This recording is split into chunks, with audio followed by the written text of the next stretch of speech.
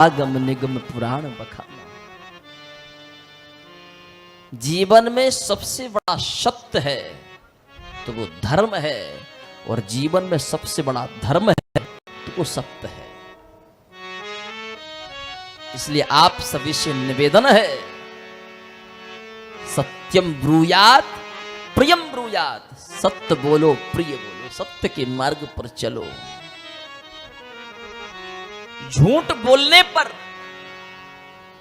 आपकी प्रसिद्धि हो सकती है, जल्दी से नाम कमा सकते हो, लेकिन याद रखना उसका परिणाम बहुत गलत होगा।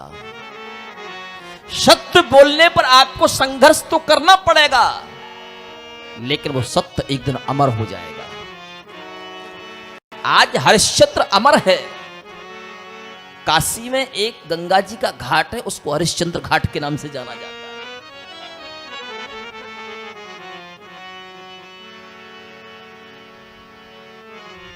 यदि हम हरिश्चंद्र नहीं बन सकते तो कम से कम उसका एक अंश ही बनने की कोशिश करो। धर्म न दूसर सत समान,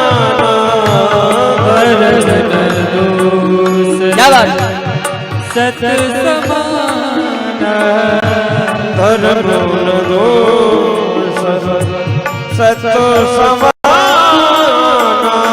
धर्म धर्म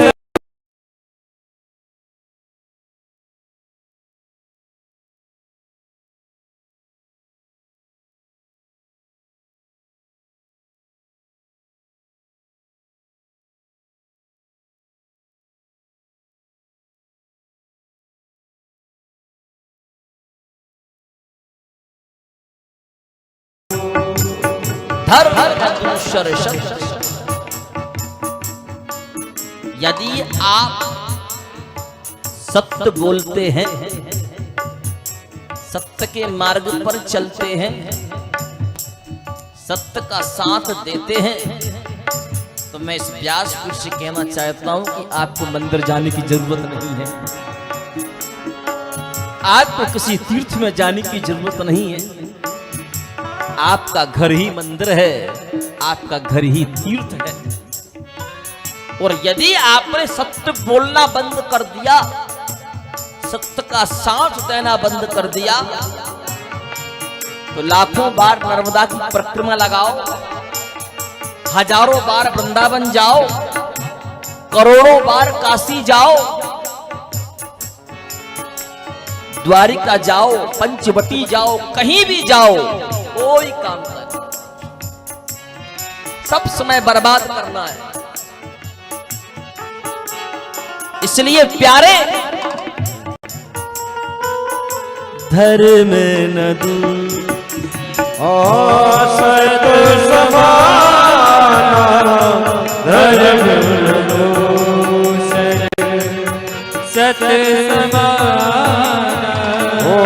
आगम निगम पुराण बखाना, आगम निगम पुराण बखाना।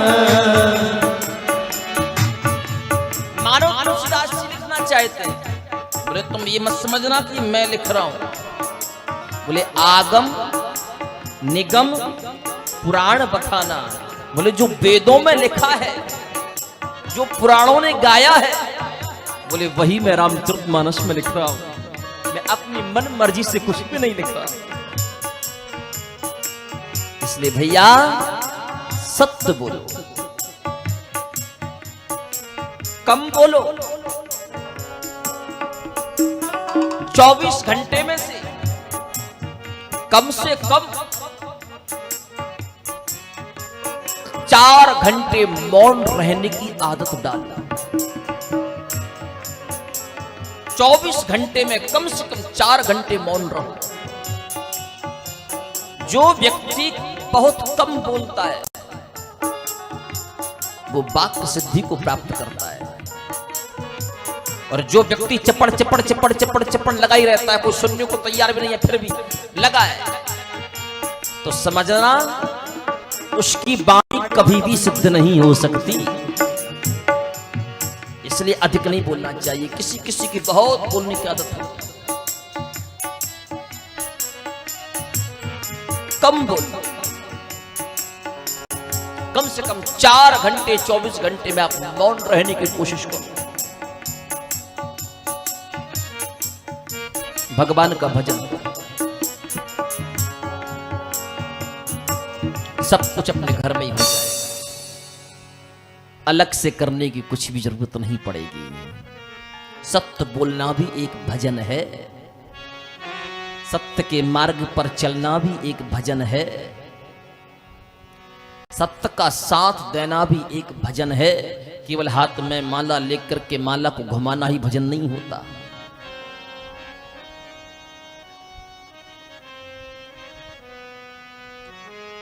कोशिश करिए कि हम सत्य बोलें, पर आजकल व्यक्ति सत्य कैसे बोलेगा?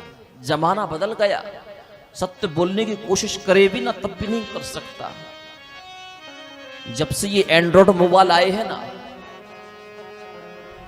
तब से सत्यवादी भी झूठावादी हो गए।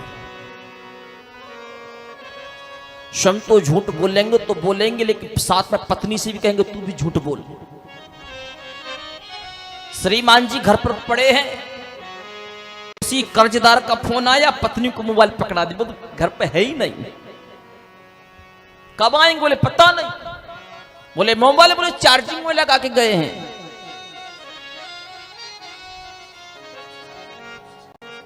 आप तो नरक में जा रहे हो, श्रीमती जी को भी साथ में लेके जाओगे, तू भी चल, यहां क्या करेगी, मेरे साथ चलो।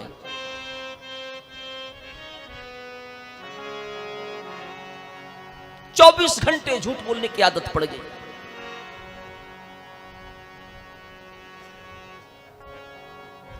मोबाइल रखिए, अच्छी बात है, उसका सदुपयोग करिए। आज के समय में लोग मोबाइल के चक्कर में अपना अध्ययन भूल गए, अपने लक्ष्य को भूल गए।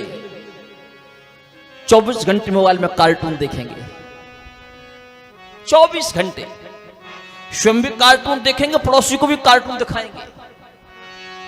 उनका जीवन भी कार्टून की तरह हो जाता है। अरे भैया, मोबाइल में भी सत्संग है, मोबाइल में भी आध्यात्मिकता है, मोबाइल में भी भगवान का भजन है। यदि आपको मोबाइल चलाने की आदत है तो उस मोबाइल को भी भजन से जोड़ दीजिए, ये भी एक भक्ति हो जाएगी। यदि आपके पास मोबाइल है, उस मोबाइल को आप आध्यात्मिकता से जोड़ दीजिए, आपका मोबाइल चलाना भी सार्थक और मोबाइल का आपके पास आना भी सार्थक। सदुपयोग करिए। मोबाइल में जितनी अच्छाइयां हैं, उससे ज्यादा उसमें बुराइयां भी।